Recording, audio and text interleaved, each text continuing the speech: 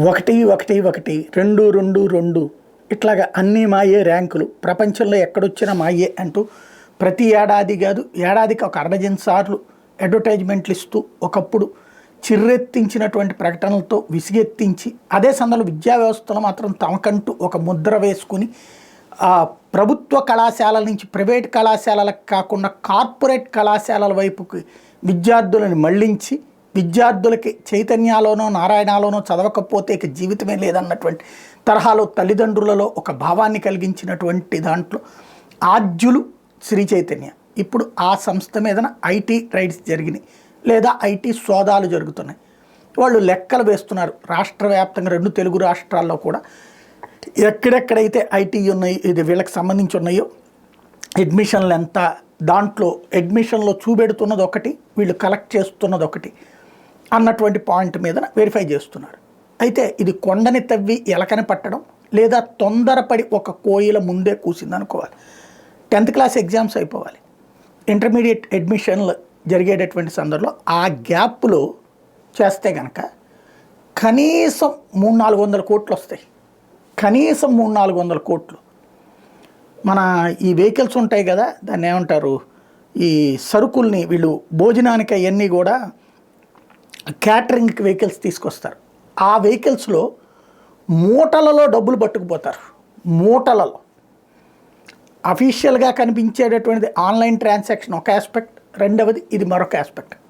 కట్టల డబ్బులు అన్నది అలవాటైనటువంటిది ఏళ్ల తరబడి. మినిమం ఫర్ ఎగ్జాంపుల్ ఒక విద్యార్థికి 50,000 ఫీజు లెక్కేసుకుందాం, ఏడాదికి 50,000 లెక్కేసుకుందాం. కానీ వీళ్ళ దగ్గర ఎంతమంది ఉంటారు? 10,000 25,000 కాదు కదా, కనీసం 10 లక్షల నుంచి 20 లక్షల మంది.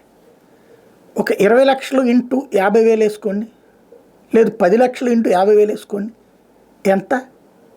ఇప్పుడు అక్కడ లెక్కల్లో చూపెడుతుంది 10 కోట్లు 11 కోట్లు తేడాలు. ఇంకోటి ఇందులో ఫీజులు వేటికి అది ఒక స్ట్రాటజిక్గా గేమ్ నడిపేశారు ఇవాళ కార్పొరేట్ విద్యా సంస్థలన్నీ. అంతే ఏంటంటే వీళ్ళే ఒక 15-20 సంస్థలు పుట్టిస్తారు.